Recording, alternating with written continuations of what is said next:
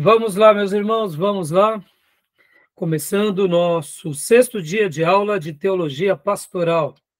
Já oramos, como é costume, nossas aulas são gravadas. Mais uma vez, boa noite, graça e paz. Boa noite, graça e paz a todos. Boa noite, graça e paz.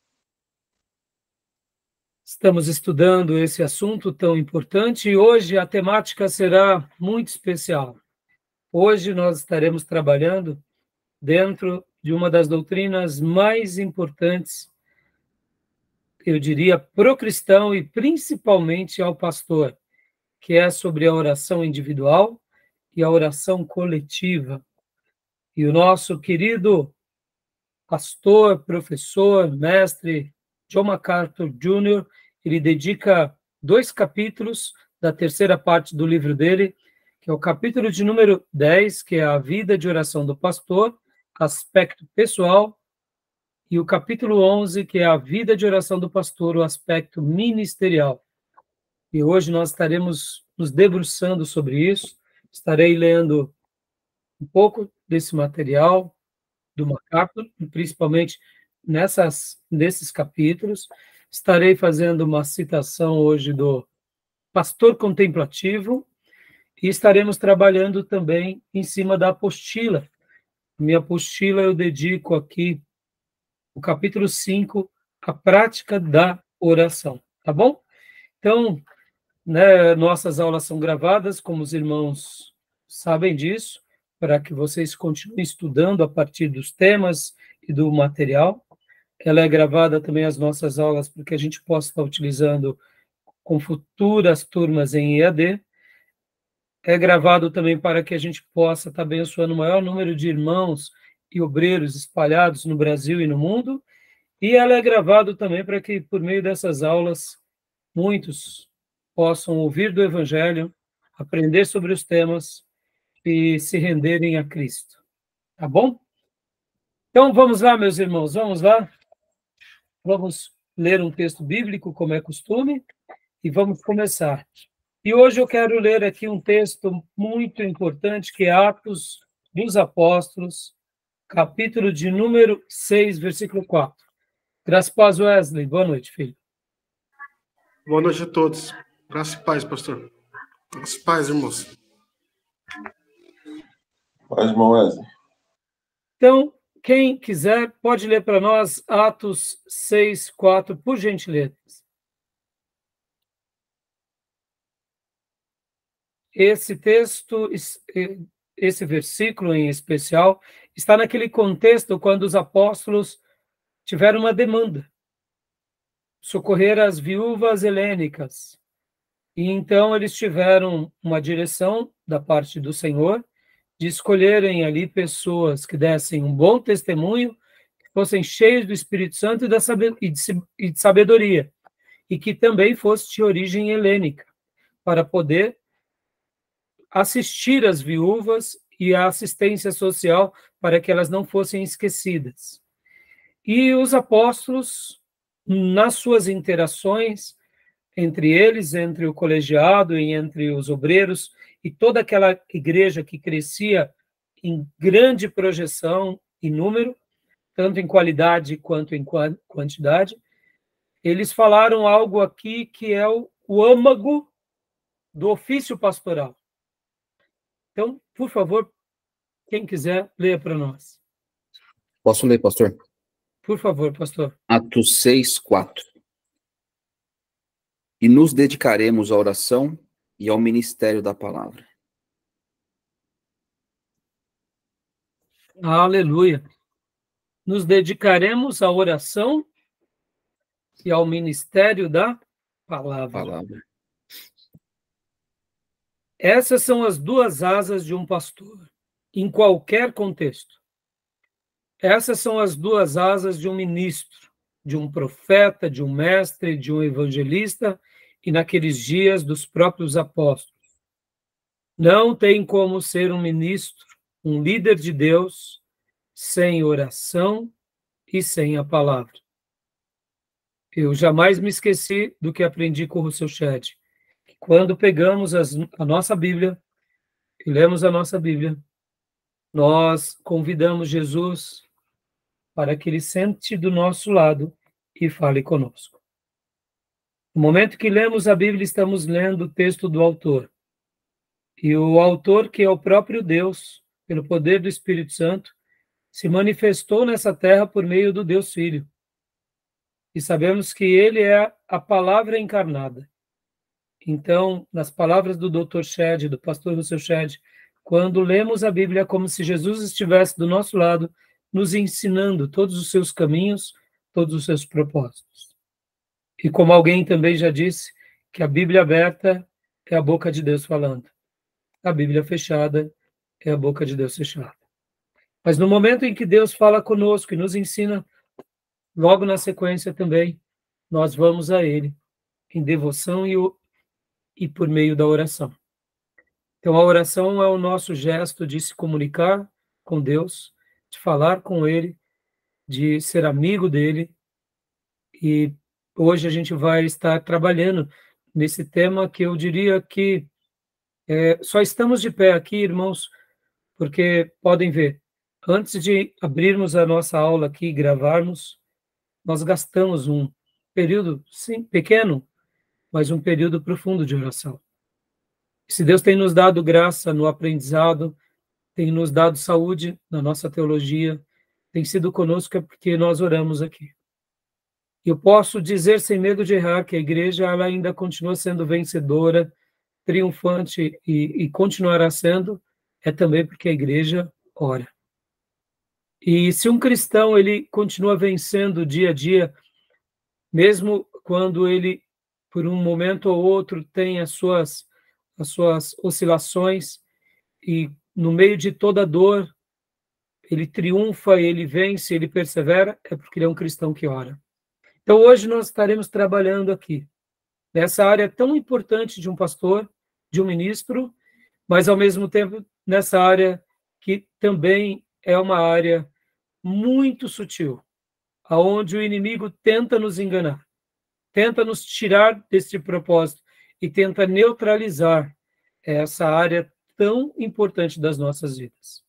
Então, fica aqui essas palavras iniciais dessa breve leitura, e eu gostaria, inclusive, de citar aqui um dos pontos, porque a pauta de hoje nós teremos 6 pautas, e eu quero pegar a 6ª pauta e fazer apenas uma citação para fazer esse desfecho, para a gente mergulhar nos livros.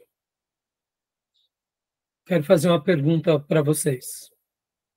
Seria coincidência que todos os grandes homens de Deus, no Velho Testamento e no Novo Testamento, na igreja primitiva, na história da igreja, na Reforma, nos períodos de grandes avivamentos e expansões do reino, até os nossos dias, e poderíamos colocar aqui alguns nomes, como, por exemplo, Lutero, George Whitefield, Calvin, Wesley, Jonathan Edwards, Spurgeon, e, mais recentemente, Billy Graham, Ernesto Nini, Davi Yong-Shu e tantos homens de Deus. Eles uniram a fé deles às orações. Seria coincidência? Ou seria que, de fato, esses irmãos, na história da Bíblia, na história de todo o cristianismo, eles além de crerem em Deus, eles se debruçavam intensamente diante desse Deus pelo qual eles criam e tinham uma vida de oração fervorosa. Seria coincidência que eles foram usados por Deus, ou seria que a oração foi a maneira pela qual Deus abriu os mares vermelhos, Deus estendeu seu braço, Deus os usou poderosamente? Pensem nisso. Eu quero acreditar que sim, eles foram homens eleitos, homens separados, escolhidos pelo dedo de Deus, isso não tenha dúvida, mas eles acreditavam no poder da oração. Eles acreditavam nessa promessa e não negociavam. E por isso, podem ver que ao lado de todos esses homens e durante a vida deles, eles uniram a fé, as obras, principalmente colocando tudo isso diante de Deus em oração. Tá bom, meus irmãos? Guardem essas palavras, né? E eu fiz aqui essa pergunta, quase que uma pergunta de retórica, para nos desafiar, porque não foi à toa que eles realizaram grandes obras. Não é verdade? Querem fazer algum comentário?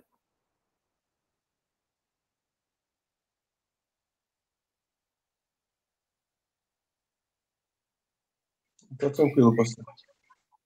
Pastor Johnny? Da minha parte também.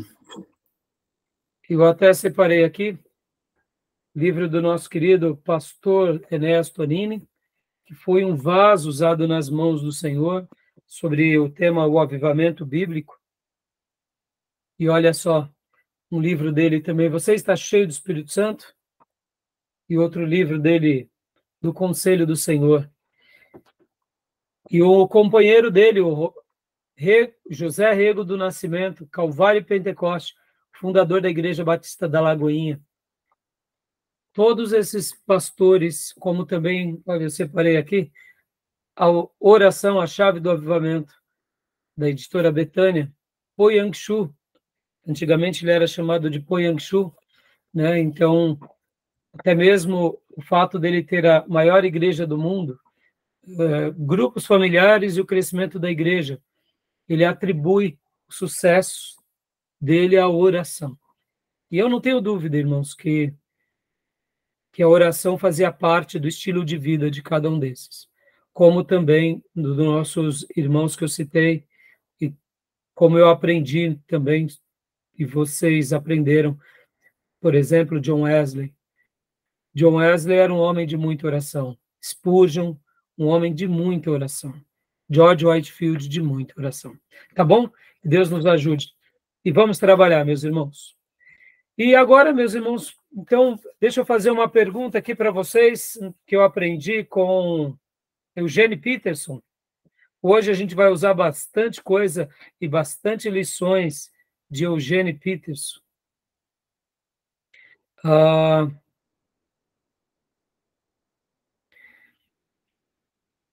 O que é mais importante? A oração individual ou a oração coletiva? Eu já ensinei em algumas outras aulas, mas se alguém souber, então não fala, mas quem não sabe pode chutar ou pode deduzir. Qual é a oração mais importante? A oração individual, aquela que Jesus disse, entra no teu quarto e ora a Deus, e fecha a porta do teu quarto e ora ao Senhor, e Deus que te vê em oculto te responderá. Perceba que Jesus, quando ele fala sobre essa oração individual, logo na sequência, quando ele fala sobre Deus e o Pai, que te vê em oculto, não é que te escuta em oculto. Interessante, né? Porque parece contraditório. Se Jesus está falando para entrarmos no quarto e orarmos em silêncio, Deus nos ouviria. Mas ele está falando que Deus nos vê. Olha que lindo. Interessante, não? Então, qual que é mais importante, irmãos? A oração individual, essa que disse Jesus, ou a oração coletiva, aquela que faziam os apóstolos, como foram, por exemplo, os apóstolos no cenáculo, ao ouvir o Espírito Santo, onde eles reuniam, oravam juntos, a oração que eles faziam sempre quando eles estavam juntos, a oração que Jesus fez junto com os apóstolos em João 17, a oração intercessória, ou ainda aquela oração, tudo dentro do aspecto coletivo, quando o próprio Salomão fala sobre se o meu povo, que se chama pelo seu nome, se humilhar e orar e buscar a minha face, aqueles momentos em que o povo de Deus ia ao templo, enquanto o sumo sacerdote, ou melhor, o sacerdote queimava o incenso, os sacerdotes levitas estavam ali próximos, porque simbolizava as orações do povo de Deus subindo até o altar, na hora que eles iam queimando o incenso aromático. e o povo ficava espalhado, cada um no seu lugar, clamando a Deus. Isso nos faz lembrar também Zacarias, quando ele tem a visão do anjo Gabriel, e ali o anjo fala para ele que a esposa dele e ele teriam filhos. Podem ver que aquela oração, Zacarias está ali queimando o incenso, mas ele não estava sozinho. O povo estava fora, aguardando, cada um no seu lugar. Os levitas e os sacerdotes no lugar deles, os gentios no pátio, todos clamando a Deus, porque era a hora da oração. Podem ver que João e Pedro e João, quando eles vão orar no templo e passam pela porta chamada Formosa, num certo horário da tarde, era costume deles orarem juntos. Ou seja, qual é a oração mais importante? A individual ou a coletiva? O que vocês acham? Penso que é individual. Individual, né, Tomé? A gente aprende que é individual, né? Por quê, Tomé? Porque se não tiver a oração individual, acho que a segunda não acontece, a coletiva. Exatamente. É isso praticamente o nosso consenso, né? Né? O que mais? O que você acha, Wesley? Qual que é mais importante, a oração individual ou a coletiva? Pastor, eu acho que é individual, né? Porque você está conversando com Deus. Joia. Como o Tomé disse, né? Porque se não tiver individual, a coletiva, né? Pastor Johnny. Acho que é importante frisar que ambas Deus ouve, né? Antes de tudo. Então, o senhor colocou numa escala de mais importante. Eu queria estar do outro lado aí da corda. Primeiro porque, o que eu penso a respeito, né? Quando Cristo vier buscar, ele vai vir buscar a igreja, o corpo de Cristo. E aí eu lembrei, enquanto o senhor falava, daquilo que Deus falou para Caim. É uma fala bem curta, mas assim, me fez refletir agora, enquanto o senhor falava. Cadê o teu irmão? Depois que ele havia... E me parece que essa fala dele, de Deus, é uma fala que ainda a gente pode continuar ouvindo, né?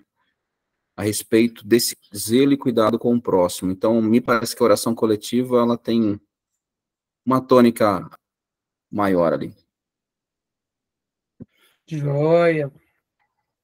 Pastor, de fato, agora vou dar a resposta para vocês, irmãos. Mas Não é concordo minha plenamente com os irmãos, tá? Antes de tudo. É claro, claro. Concordo plenamente. Possivelmente também ao longo desses anos, né, pastor, eu já devo ter tocado nesses assuntos de outra forma. Então, quem sabe, ora pela aula, ora pela reflexão, ora pela literatura, né? A gente vai amadurecendo as ideias. Não sei se o pastor vai se lembrar, mas eu já pontuei alguma coisa assim no passado em algumas outras matérias, né? Mas e que eu vou passar a ensinar agora para vocês não é um aprendizado meu, mas é do nosso querido pastor Eugênio Peterson, o pastor dos pastores. Quando ele trabalha sobre o tema, ele realmente fala que a oração coletiva ela é mais importante do que a individual. E aí ele justifica. Ele fala o seguinte, vamos pegar um exemplo aqui. Por exemplo, irmãos, eu era um católico apostólico romano. E como católico apostólico romano, você tem todos os seus santos e você ora a eles. Você é devoto a eles. Eu, por exemplo, eu era devoto a Jesus Cristo, à Aparecida e ao Padre Cícero, porque eu sou nordestino, então eu escolhi, ao longo da minha vida, ter essas devoções. E eu lembro que quando eu queria algo, precisava de algo, eu orava sempre para um dos três. Logo depois da minha conversão, ou na conversão, eu disse para mim mesmo, a partir de hoje eu seguirei Jesus Cristo e a Bíblia Sagrada. No primeiro momento, a impressão que eu tive é que eu estaria desprezando tanto a Aparecida, no caso, que é a manifestação de Maria, né, na ideia católica, e o Padre Cícero. Então, foi um grande desafio fazer essa oração, porque eu era um católico realmente praticante. Mas eu cheguei a uma conclusão. Quem morreu na cruz para me salvar? De quem que a Bíblia fala demasiadamente? Quem é que um dia voltará para nos buscar? Quem é que tem o poder de nos perdoar? Quem foi que nos comprou com o seu sangue? Então eu tomei a decisão em uma noite, lá na Missão Cristã Verdade e Vida, sob o cuidado e a direção do pastor Orfeu Furquim. E eu entreguei a minha vida a Jesus. E a paz de Deus, que excede todo entendimento, me invadiu. Eu achei aquilo, assim, surpreendente, porque eu falei, uau, eu fiz uma oração. Eu não chorei, eu não me emocionei, mas uma paz que excedia o entendimento me invadiu.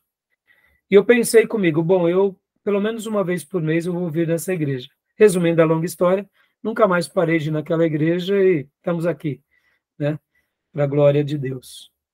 E então ali começou a minha caminhada, e ali eu me lembro que logo na sequência eu soube que tinha os cultos de jovens, e agora eu tinha um desafio, porque eu iria orar só para Jesus, mas eu não sabia orar. E eu me lembro que eu me reuni com os líderes dos jovens e cheguei neles e falei assim, bom, eu me converti, vocês sabem disso, da semana passada, retrasada. Então vocês me ensinem a orar. Aí um olhou para o outro, e eu lembro que tinha umas 3, 4 pessoas, que eram os mais maduros, e estava eu e os meus amigos que tínhamos nos convertido, eles começaram a rir. E eu falei, não estou brincando, estou falando sério. Eu me converti, agora vocês têm que me ensinar a orar. Eu vejo vocês orando, qualquer coisa vocês oram para isso, para aquilo. E aí, quanto mais eu falava, mais eles iam. Eu falei, eu não estou brincando, vocês têm que me ensinar a orar.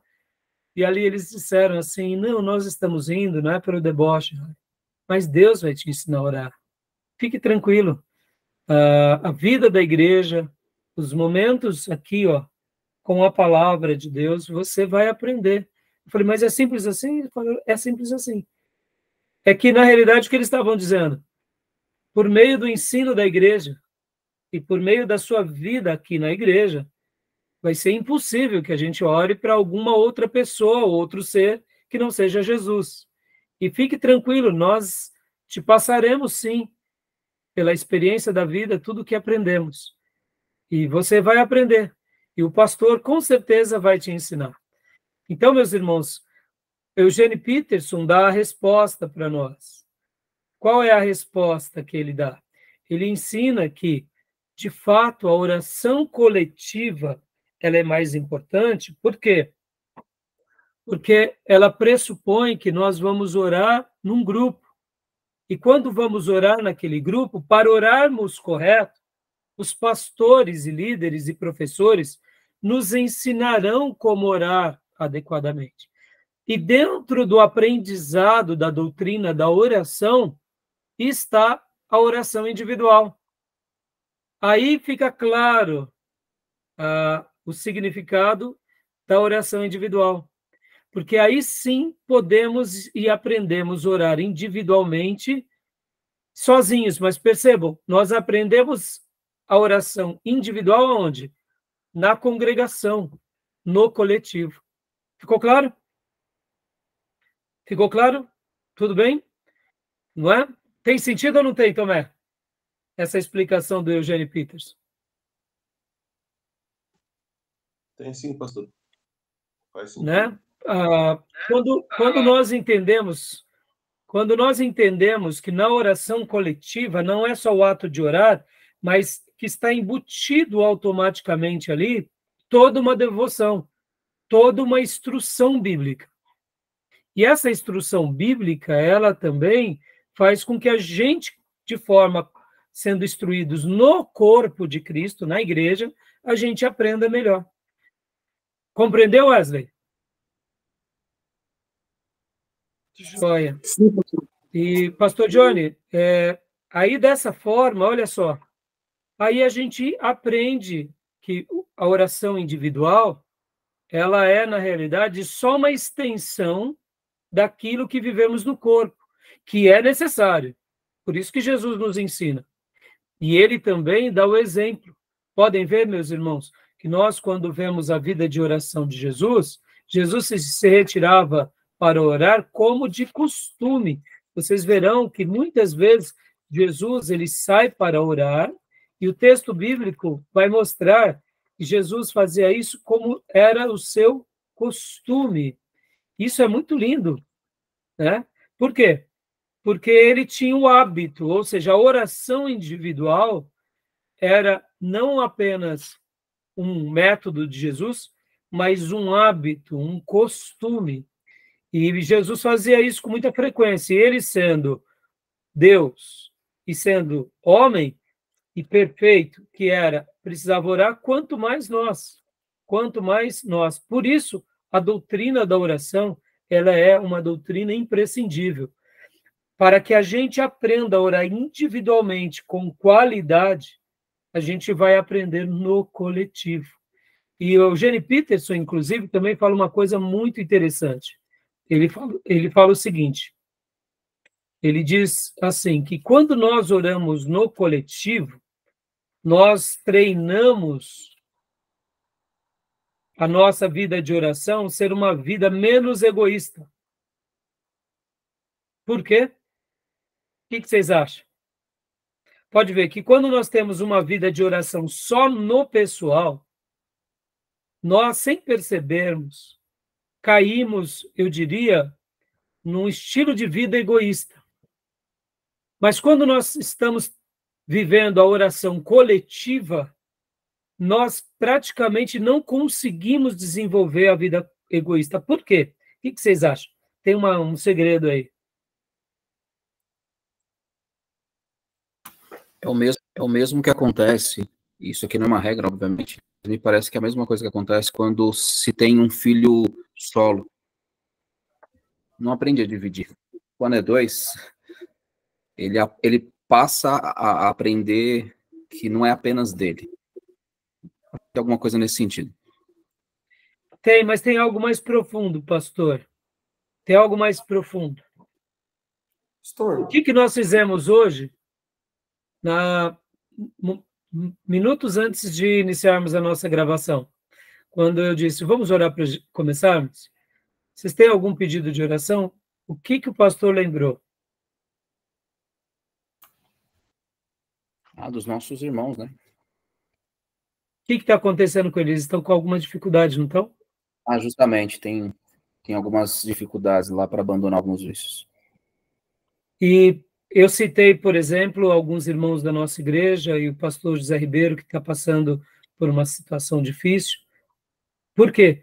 Porque nós não lembramos de nós lembramos deles. Nesse exato momento. A necessidade nossa é maior do que a necessidade deles? Podemos falar que é a dor do próximo, pastor? Exatamente. Mas é a dor do próximo não só porque o próximo tem dor, porque todo mundo tem um grau de dificuldade em alguma área. Todo mundo vai ter um leão para vencer, um urso para vencer, mas você concorda? Tem hora que o irmão não tem só um leão ou um urso, o irmão tem um Golias para vencer. Por exemplo, essa situação que o Ribeiro está enfrentando, em que hoje eu me coloquei por vários momentos diante de Deus, por ele, pela Fabiana. Por quê? Porque estão sofrendo muito. Então, quando eu olho para mim e olho para a minha realidade, falo, poxa, eu não estou sofrendo. Eu tenho meus leãozinhos, meus gatos que tentam me zunhar, meus dilemas são importantes. Mas comparado ao que os meus irmãos estão passando, a minha dor não se compara a deles. Logo, a oração coletiva nos ensina a olhar para as verdadeiras necessidades. A oração individual nem sempre nos faz olhar para as verdadeiras necessidades. Se eu oro sempre sozinho, é porque eu não exercito o quê? A vida de comunidade, de forma plena. Eu posso até ir na igreja, mas eu sou insensível à necessidade do outro. Mas no momento em que eu me torno um cristão maduro, me torno um cristão sensível, e a palavra para isso é um cristão com compaixão, e faço do meu irmão parte da minha vida, e da dor do meu irmão parte da minha dor, e da alegria do meu irmão, parte da minha alegria, então, nos momentos de dores, eu cumprirei aquilo que Tiago diz: está alguém entre vós triste? Ore. Está entre vós alguém feliz? Cante louvores. No momento que eu vivo a vida de comunidade e oro em comunidade, podem ver que em alguns momentos, muitas vezes, nós, numa reunião de oração, perguntamos para os irmãos e há uma explosão de gratidão. Praticamente, eu sei que é raro, porque sempre tem alguém sofrendo, mas acontece de ter vários irmãos que estão com tanta gratidão que a palavra que eles dizem, não, eu só quero louvar a Deus com ações de graças, porque o Senhor me ouviu, o Senhor me curou, Ele me deu a minha bênção. Ou seja, pode ver que nos momentos em que está tudo muito bem, a nossa oração vira louvor, vira ações de graça.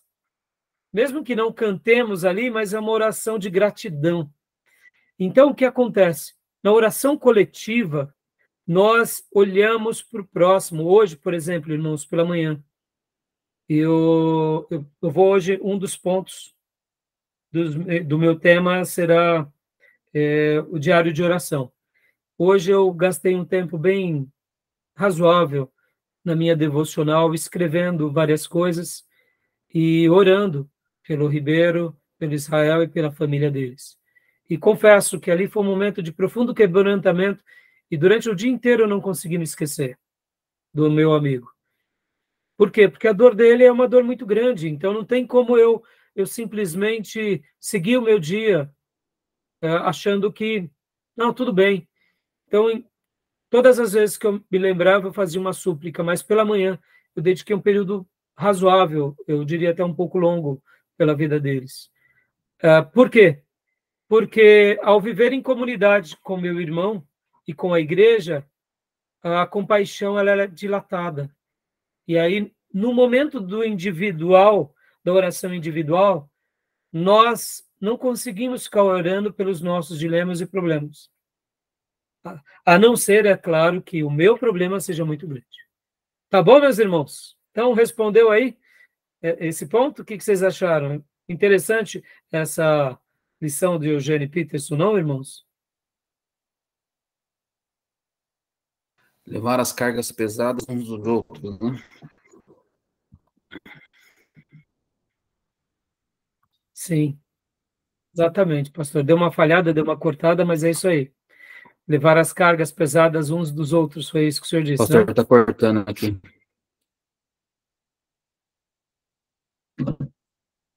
Então, você disse levar as cargas pesadas sim, uns isso. dos outros, né?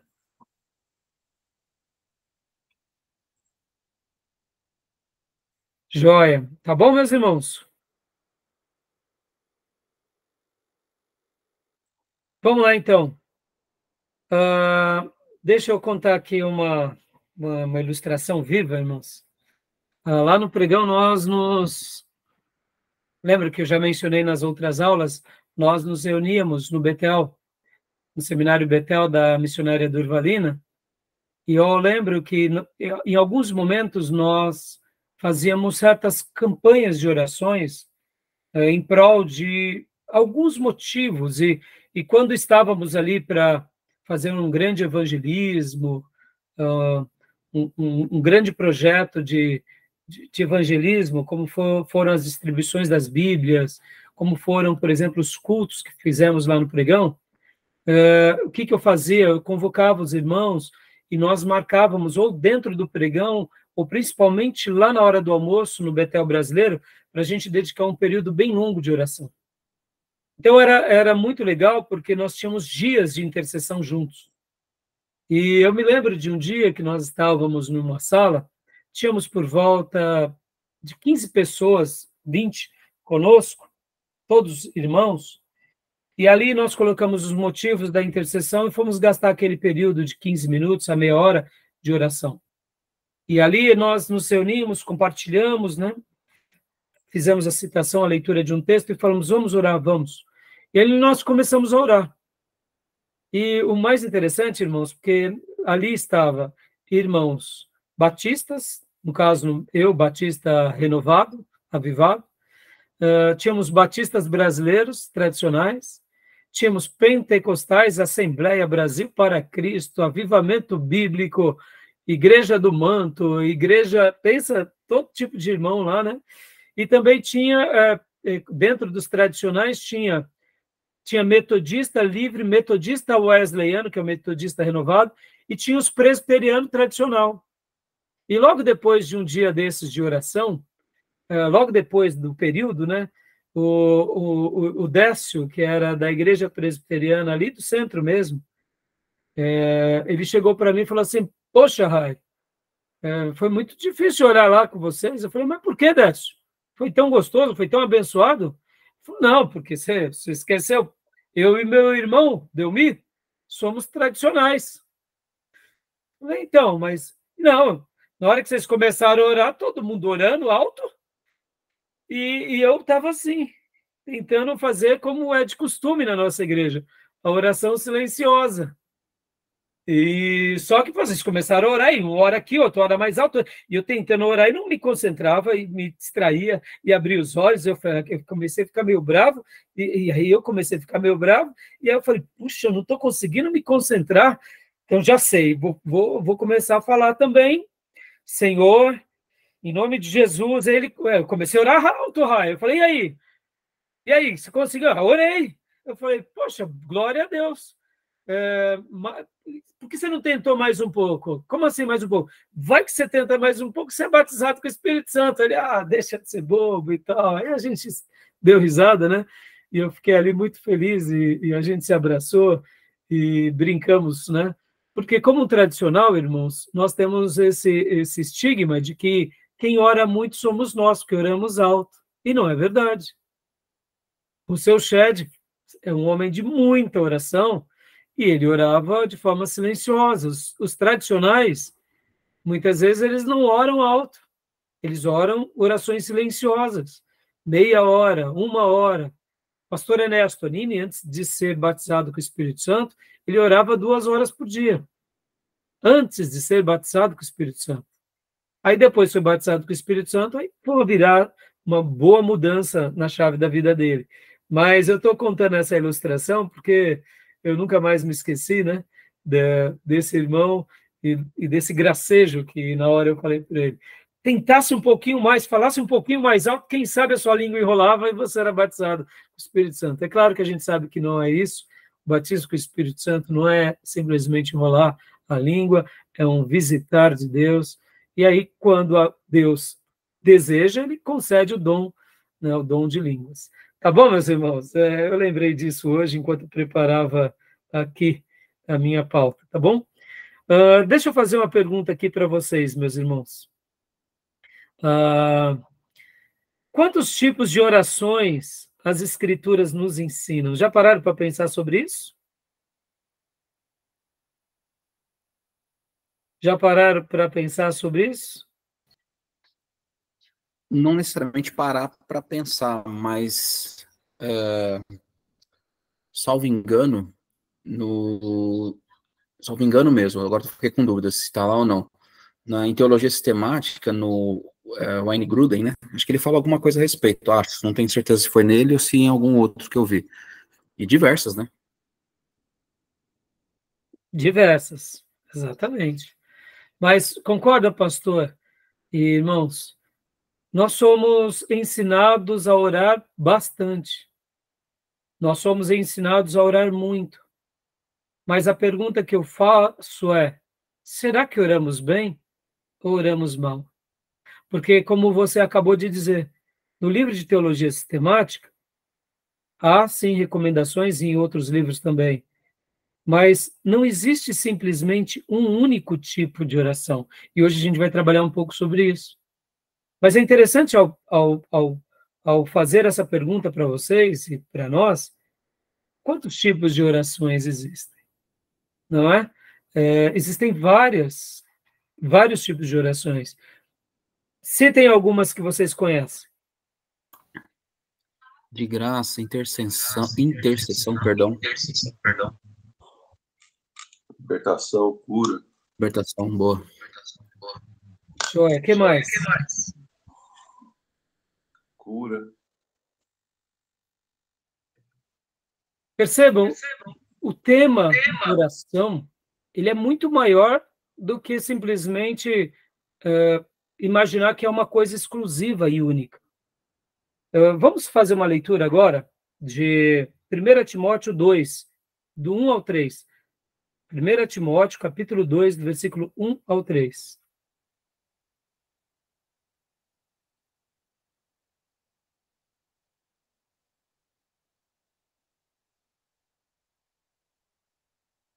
Quem achou pode ler para nós.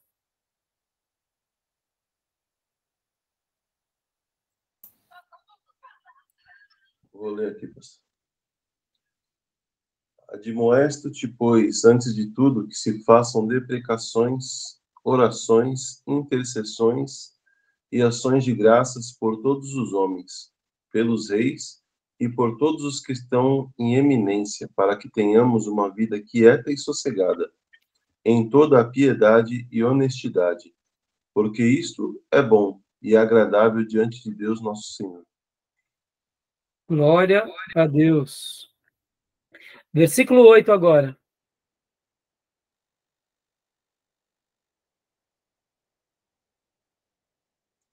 Quero, pois, que os homens orem em todo lugar, levantando mãos santas, sem ira e nem contenda.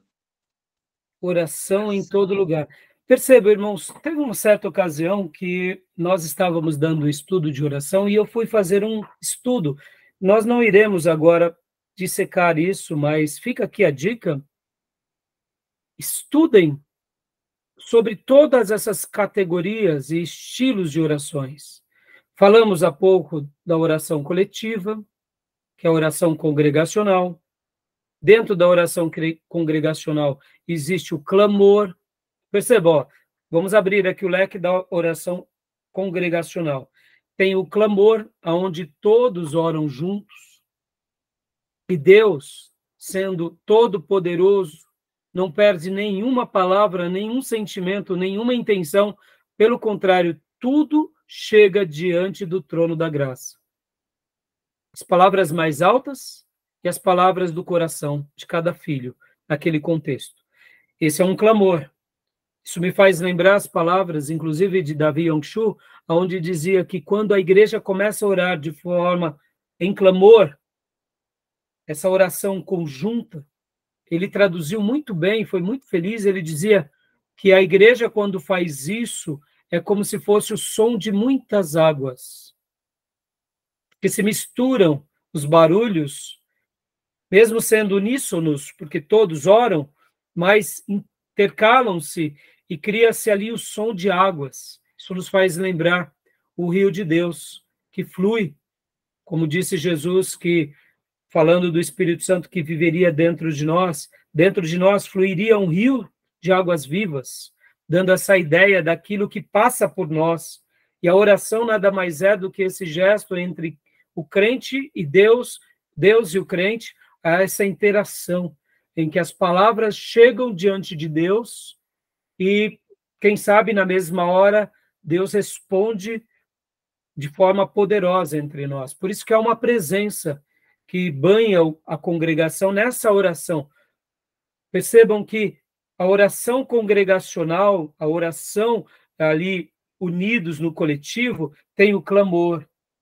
Dessa forma, tem também a oração em concordância, em que um ora e toda a igreja concorda com aquela oração. Percebam, mais um outro tipo, né? Aí dentro das outras orações, como a gente viu aqui, na sua versão, Tomé, leia para nós o versículo 1 de novo, porque na minha versão fala de outra forma, né? Admoesto-te, pois, antes de tudo, que se façam deprecações, orações... Deprecações. Deprecações, olha que interessante essa versão, né? Orações, na minha versão diz, façam súplicas, né? Ou seja, a súplica ou a deprecações é um tipo de oração. Continua, Tomé, por favor. Orações, intercessões e ações de graça por todos os homens. Tá, joia. Perceba que aqui, ó, súplica, vírgula, orações, vírgula, intercessões e ações de graça.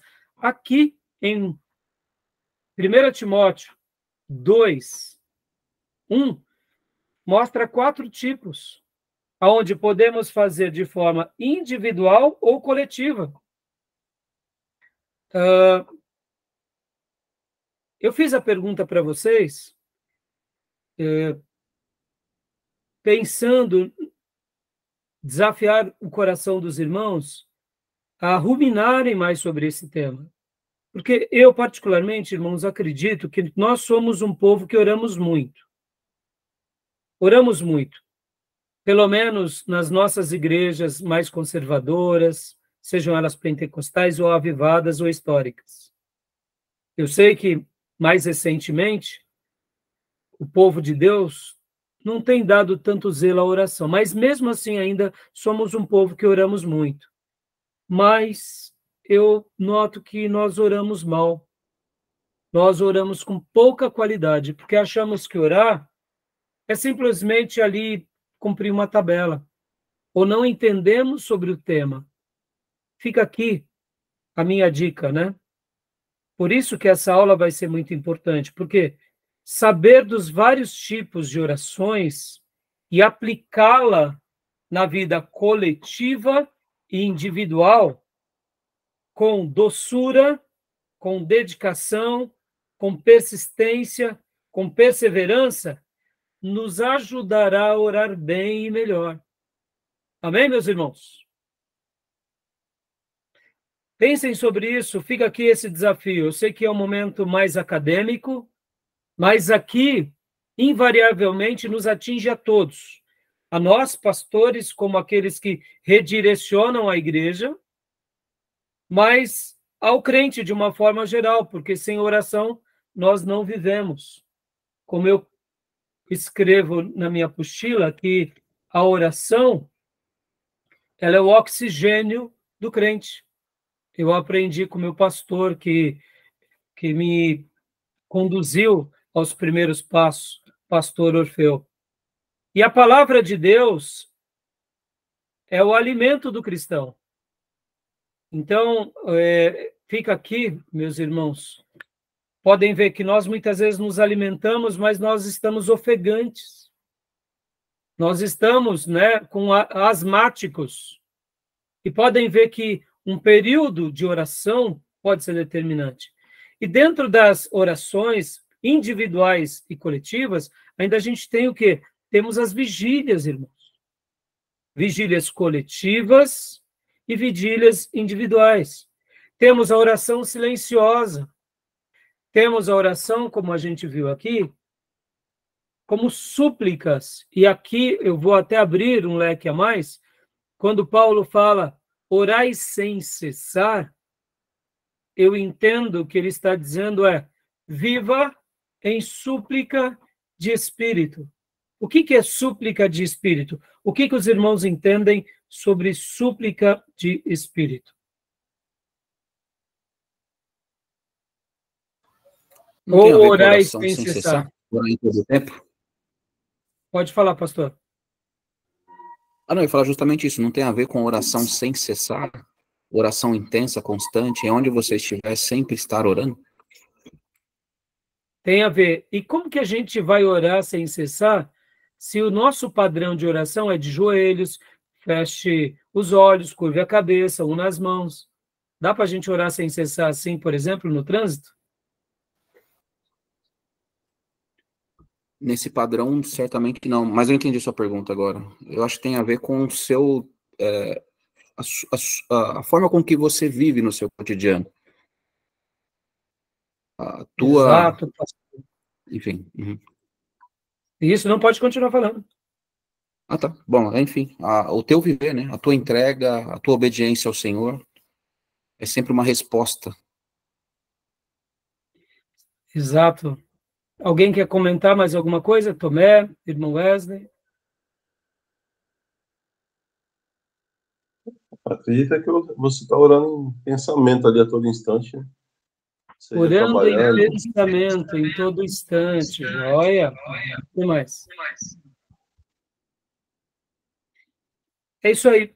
A grosso modo é isso, é você estar conectado.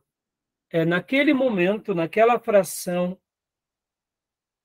do seu dia, ou naquele estado, naquela ocasião, seja na condução, seja no trabalho, seja numa atividade, ou quem sabe num lazer, é estar conectado, lembrando que Deus está ali com você, que você pode falar com Ele em pensamentos, que você pode se dirigir a Ele. Eu sei que é estranho, mas guardem isso. Spurgeon vai trabalhar muito sobre essa questão da súplica de espírito. Aqui, irmãos, há um exercício. Por exemplo, eu falo aqui com vocês, eu posso estar falando a vocês agora, com os meus olhos atentos em vocês, mas também com a minha mente ligada a Deus, sabendo que Deus está aqui do meu lado, e ao mesmo tempo, em fração de segundos, em súplicas, enquanto falo com vocês, exercitando a oração interna, dizendo: Senhor, me ajuda agora, me ilumina nesse momento.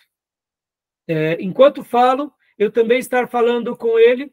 Talvez pareça estranho e até um pouco enigmático, mas não. É a súplica de espírito.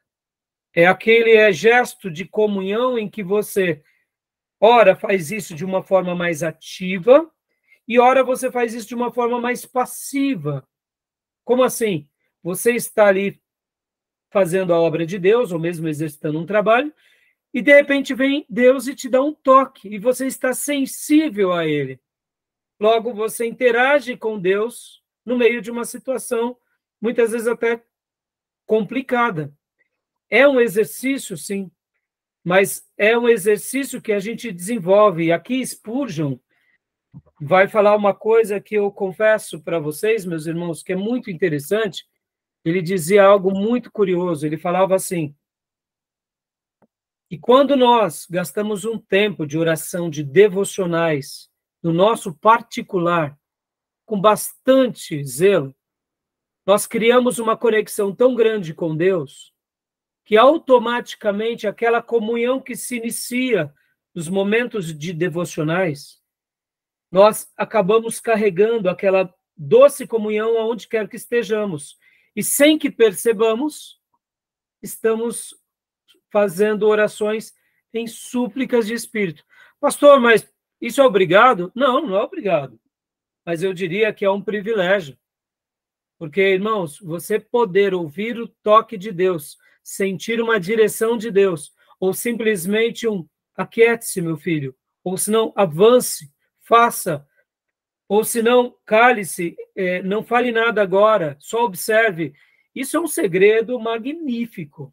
Por quê? Porque isso demonstra que a nossa conexão espiritual com Deus está muito aguçada. Então, meus irmãos, pensem sobre isso. Na aula de hoje,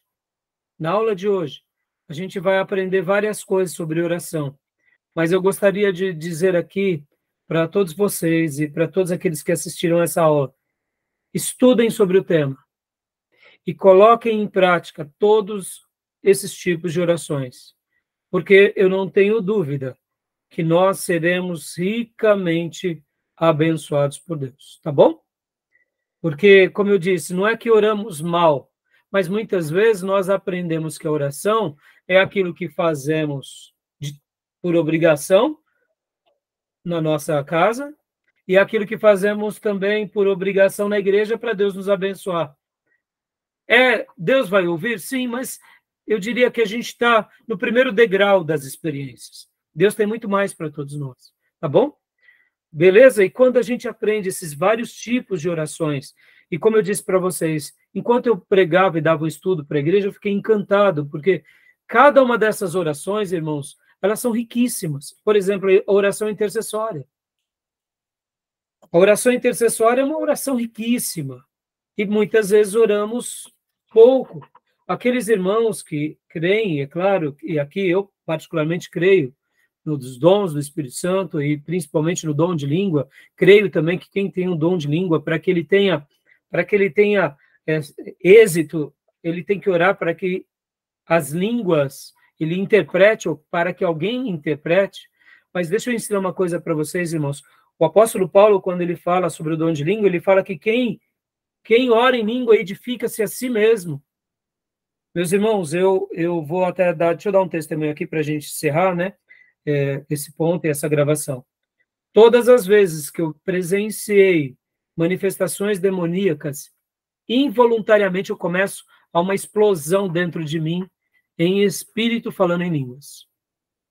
Toda situação que eu vejo que é Satanás ali, o meu espírito é impelido a orar em línguas, e eu começo uma batalha, os meus sentidos se aguçam, e eu vou para o confronto naquela situação.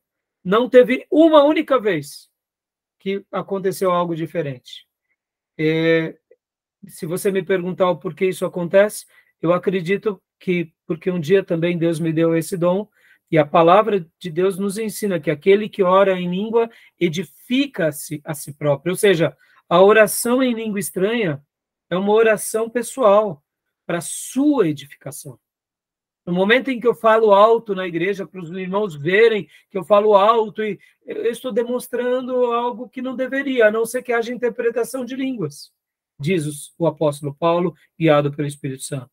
Eu não sou contra o irmão que fala em línguas, mas muitas vezes há aqueles irmãos que falam em língua demonstrando a sua espiritualidade. Eu parafrasearia dizendo que eles estão fazendo aquilo que Jesus condenou, eles estão quase repetindo a oração dos sacerdotes nas praças, dos fariseus, melhor dizendo, dos fariseus nas praças, mostrando as suas virtudes. Nós não precisamos mostrar as nossas virtudes. A oração, ela deve ser algo que nos humilha, que nos quebranta, não que nos ensoberbece, né? Então fica aqui essa lição, e, por exemplo, lá em 2 Coríntios 10, 3 diz, pois embora vivamos como homens, não lutamos segundo os padrões humanos. As armas com as quais lutamos não são humanas, ao contrário, são poderosas em Deus para destruir fortalezas, destruirmos argumentos e toda pretensão que se levanta contra o conhecimento de Deus e levamos cativo todo pensamento para torná-lo obediente a Cristo. Podem ver que aqui é um tipo de oração de guerra, de batalha. Sabe esses jargões, batalha espiritual? Nascem daqui, mas eles têm um sentido de ser. Paulo aqui está dizendo que existem fortalezas do mal e que nós, como igreja, devemos nos unir e lutar pelo poder de Deus por meio da oração e por meio das armas de Deus. Efésios capítulo 6, versículo 12, também vai dizer algo bem parecido. Pois a nossa luta não é contra seres humanos, mas contra os poderes e autoridades, contra os dominadores desse mundo das trevas, contra as forças espirituais do mal nas religiões celestiais. Por isso, versículo 13, vistam toda a armadura de Deus para que possam resistir no dia mau e permanecer inabaláveis depois de terem feito tudo. E nós vemos aqui que a armadura do crente, o apóstolo Paulo, ele nos ensina para que a gente se revista e batalhe. É uma armadura completa, mas também que não está desprovido da oração, porque podem ver que o versículo 18 é orem no Espírito em todas as ocasiões, com toda oração e súplica.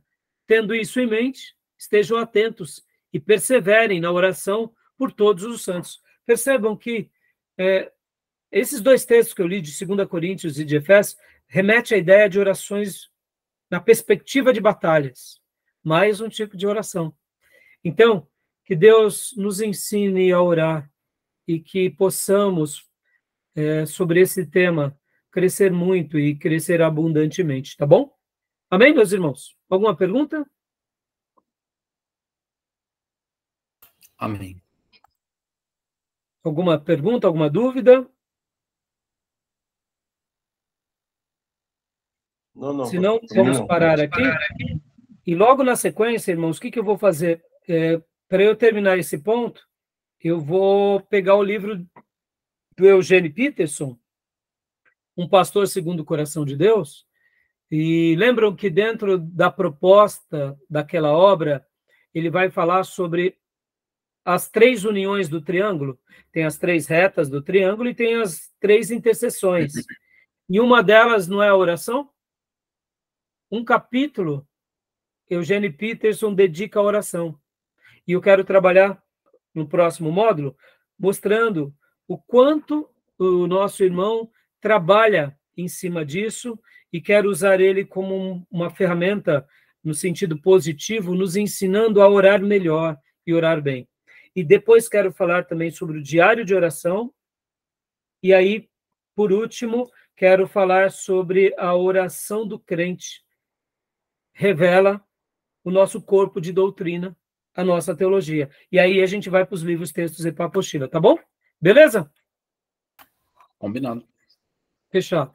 Então, vou parar a nossa gravação, tá bom?